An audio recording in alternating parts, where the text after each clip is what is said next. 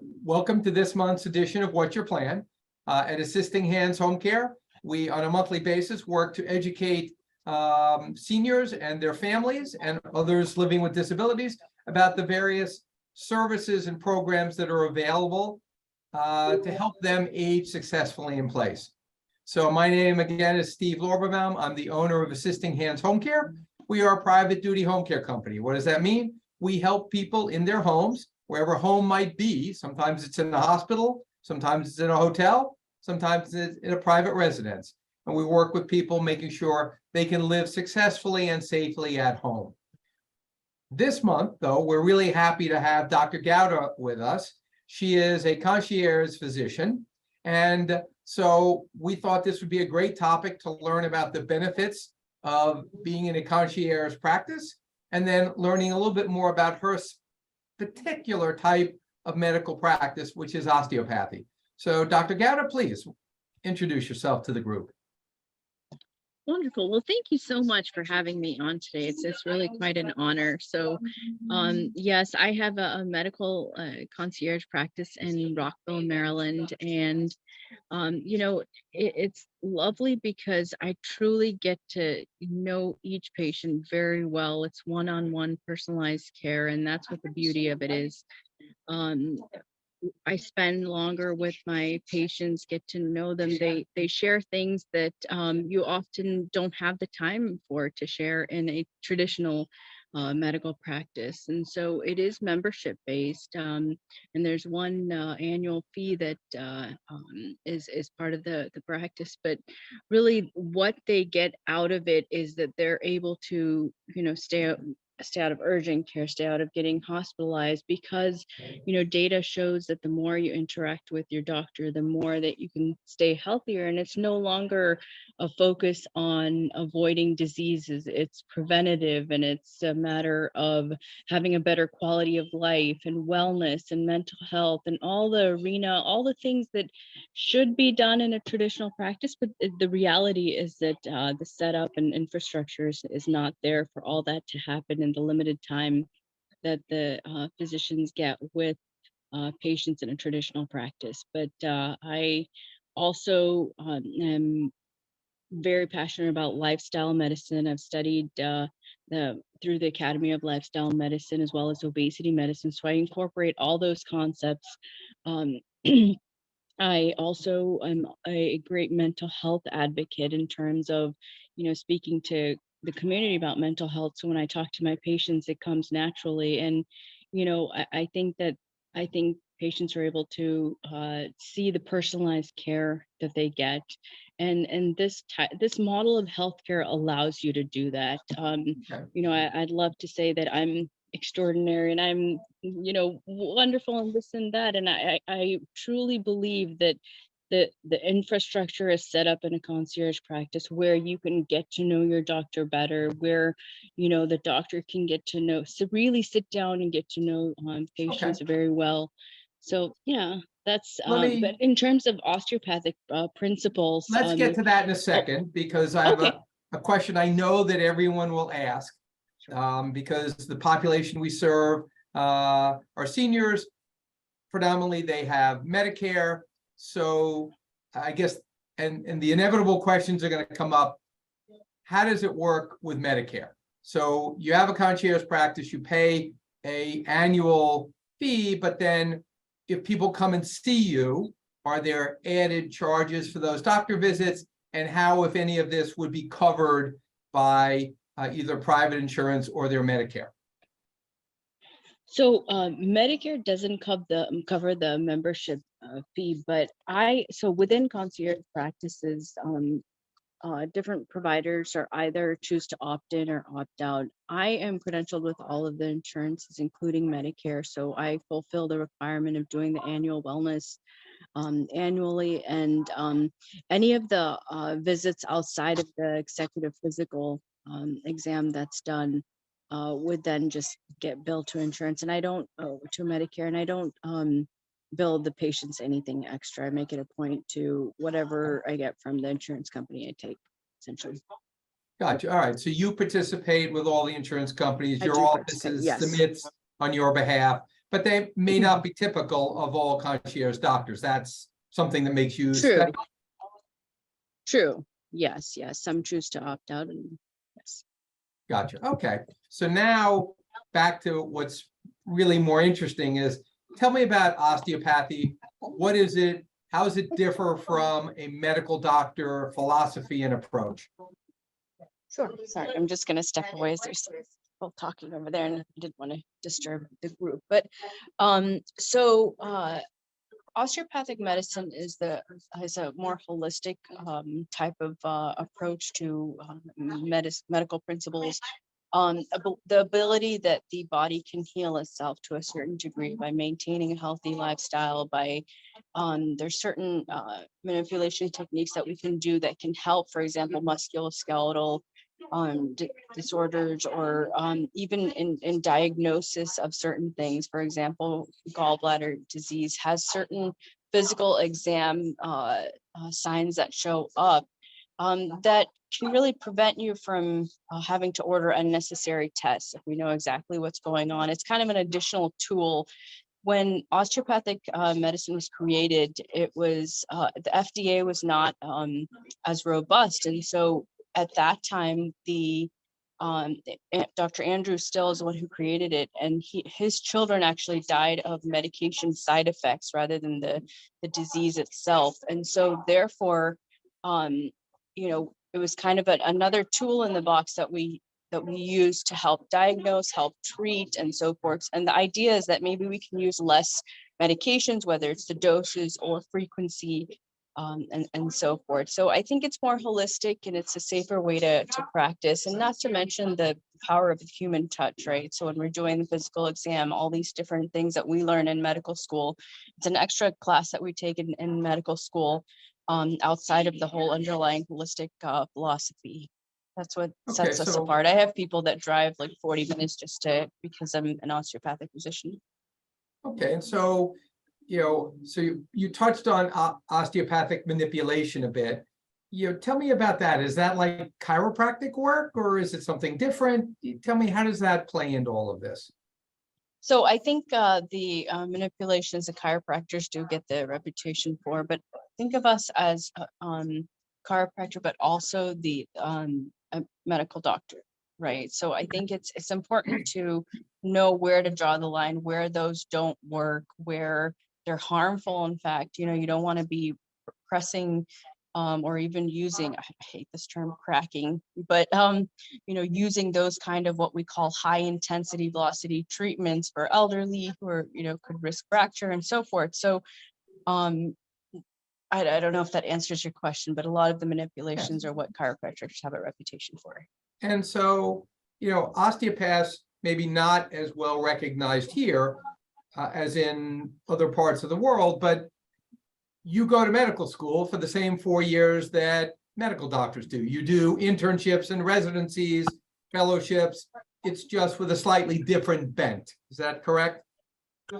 Right. And now the residencies, so the post-medical school training are merged.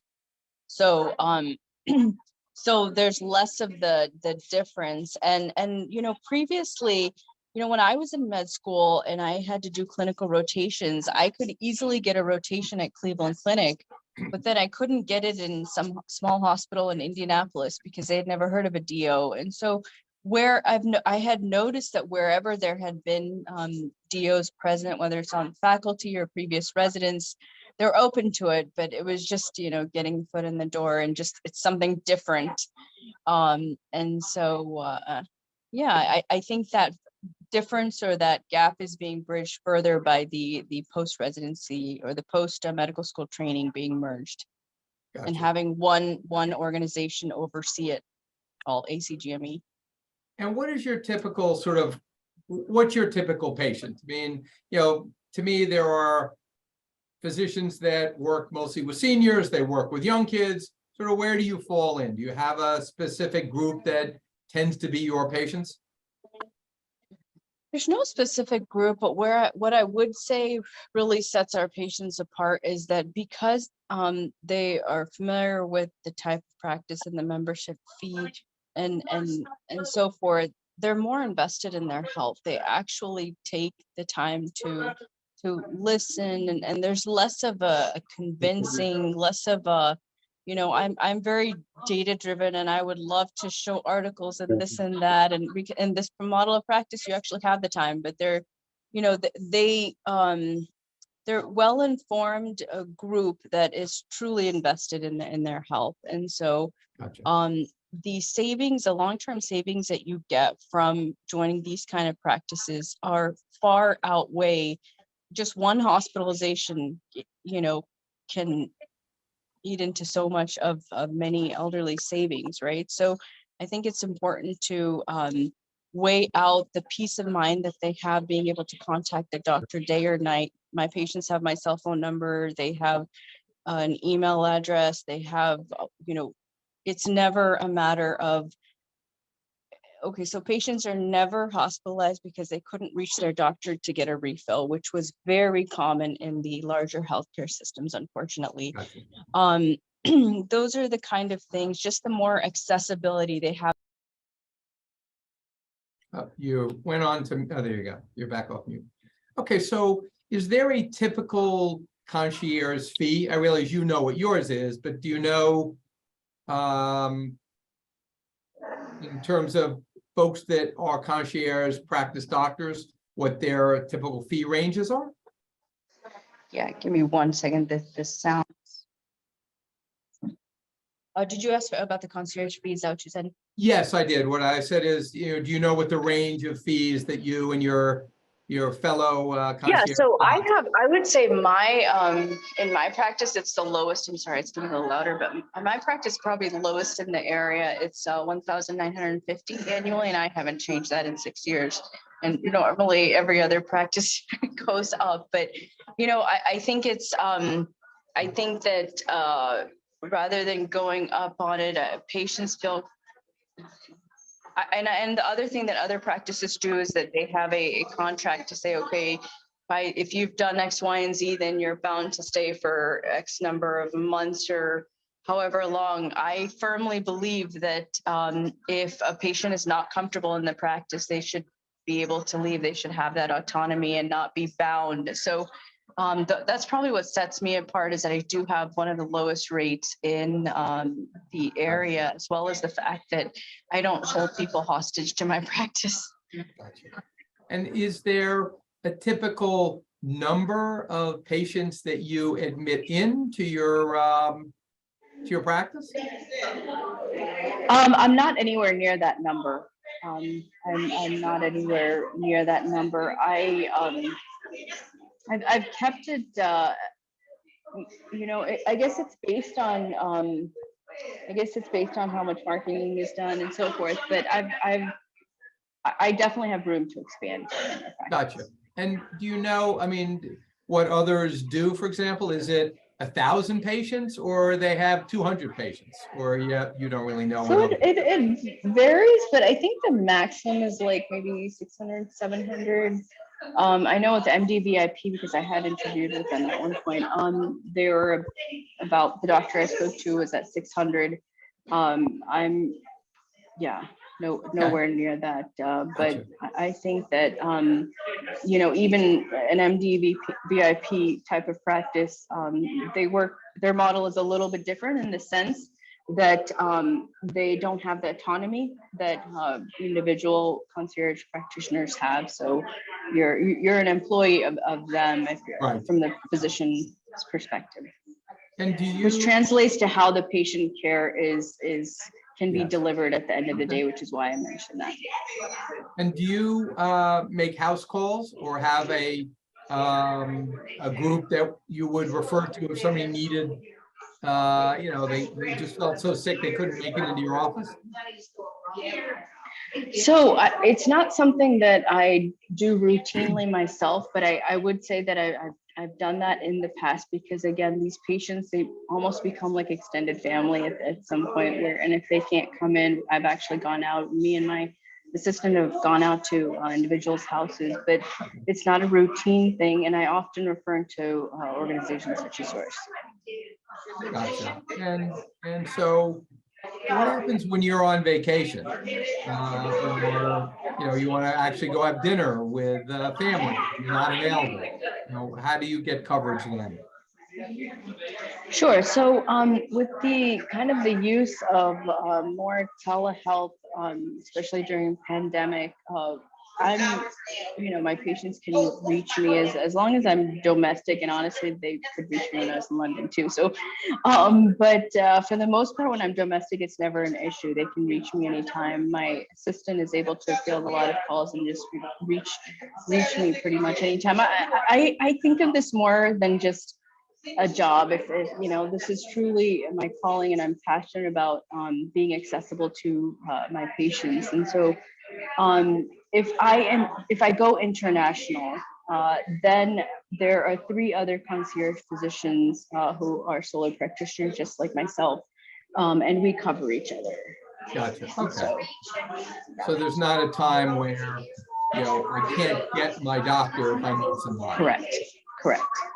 Gotcha. Okay. Do you have any sort of areas of specialty, dementia, Parkinson's, or any other kind of disease that is a focus of yours? I would say lifestyle medicine, as I was speaking about earlier. I really emphasize that in order to prevent the onset of chronic medical problems, or even the progression of it once it's developed. And that's become a whole, extra fellowship that people are often doing. But when it comes to dementia, I think really plugging into community resources that are available, getting social support for family members, all of that is really important. It's not something that I myself do, but reaching out to organizations such as yours is really how we can keep people healthier. Okay. And do you do anything with, I know some doctors get licensed for cannabis. Wait just one So sec, are you Steve. cannabis licensed if you felt that was a reasonable approach? That's actually a great question. So I am one of the physicians who registers individuals for medical cannabis use. So it's a very a very small group of people that I approve that for. I know some physicians are more, they have, let me see, what's the nicest way to say this? I think they market that more, and it's becoming, they do a lot for monetary reasons, but I truly believe that there's a certain group of people that it's really good for, and I vet them. If someone is coming to me just for certification and I'm not their primary care doctor, which is usually not the case, but there's been a few times where other doctors have reached out to me, I make sure that the primary care doctor is okay with it, and that it doesn't conflict with any of their other medications, and that I'm not trying to take patients away from Gotcha. them in that way. But yes, I do. The case that I would give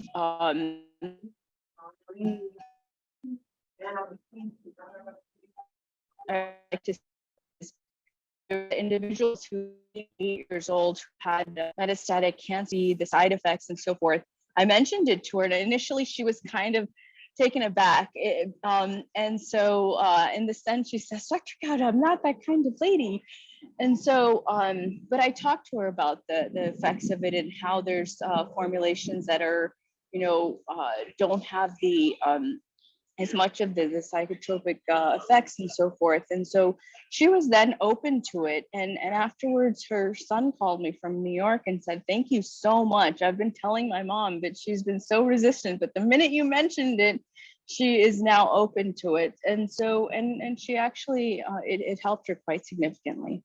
Good. So is there anything I haven't asked that I should ask about working with a concierge doctor, or working with an osteopath, that you really want our audience to know about? Sure. I think, just like any other practice or interaction that you have, patient comfort and and them feeling really in a safe, feeling like the office is a safe space. If anyone is welcome to come in for a consult where it's a free consult, it's not, you're not obligated just coming in for that or anything like that. And you know, happy to kind of talk to them about, you know, specific situations or anything like that. But if they could come in for a free consultation, if anyone had questions, that would be great. Okay, great. And so I realize this is only more specific to you instead of to all concierge doctors, but tell us about the Rotary Club and why you're involved with it, and give us a little plug for the Rotary Club. Sure, sure. So Rotary is one of the top humanitarian organization. I really wanted to get involved in the community, both not only locally, but also globally. And Rotary allows me to do that. Being president of Potomac Rotary, just this last year in grants, both district, which is local, as well as global, I've been able to raise over 100,000 to, one grant was to help the Afghan refugee group, that the influx that we had in the DMV. Another was to help children with cancer abroad. And so I think that it gives you a sense of fulfillment to be able to help others at a different scale that you could never do individually. So I think that I strongly encourage it for those who just want to get out. Some people do it just for networking or even making friends, but it's a group of like-minded individuals who really meet to figure out what's the best way to help others. I mean, it sounds almost idealistic, but I do, as a, excuse me, as a working professional and a woman, I do have to say that you have to be in a place where you could attend the meetings, in the sense that not everyone can go for a breakfast meeting if you have little kids. I'm often struggling with that myself in terms of the schedule. So it's a luxury if you're able to work out being in the Rotary and help others and make a greater impact. Right. And do they meet weekly, monthly, quarterly? How often do you all meet? We meet weekly. When I have the meetings, I make it hybrid. That way people can join virtually, because I understand especially for working professionals, it's hard to come in person. Before, it used to, pre-pandemic, it used to only be in person. And so but our meetings are actually a Brandywine senior living. And so one of in fact, our next president is going to be one of the directors there. So that's how we're there already at the senior living facility. But yeah, it's really a great organization. And then, you know, events like this, there's different organizational structures like clubs, and then a group of clubs that make the district, and then beyond that, a zone. So these are 2 zones that are actually meeting today. And so it's neat to meet others who are like-minded. Gotcha. Okay. Excellent.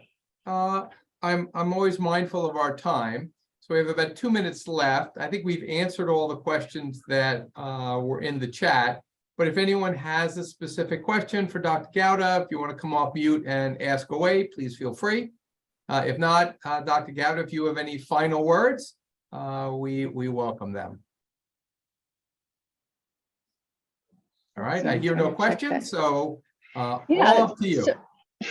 I think, you know, I would like to say that the best thing about concierge medicine is that, you know, from a doctor's perspective, I have a smaller group of individuals who I can take care of very, very well and be accessible to. And that's so important, because in the traditional model, it's easy to get burnt out, and no one wants to be a patient of someone who's on the verge of being burnt out. And so it's no fault of the providers, but it's just the way that the medical system is structured. And so I love my job. As I said, I take calls like anywhere that I am and I can. And so I really see patients as an extended family, which goes a long way, because I'll make visits when, you know, even though it's not a routine thing, I'll go out of my way to help my patients. Sometimes they see specialists and they're like, well, they said something, but I don't really know what they said. Can you tell me what they said? So then we have to get the office visit note and translate it to them, because I understand in the current structure, you have limited time, and sometimes providers may use more medical jargon than patients will understand, and we all know that that happens. So really, I would urge people to consider concierge medical practice, and always happy to talk to them. And I have room for expansion in my own practice. All right. Well, thank you very much. And thank you for all attending today. And thanks for Patricia, for you helping organize this educational program that we at Assisting Hands feel is so important to offer to the community at large, so that people can learn about resources that they may not have known existed. So really appreciate you all coming. And again, we will see you next month at the next What's Your Plan? Thank you. Thank you.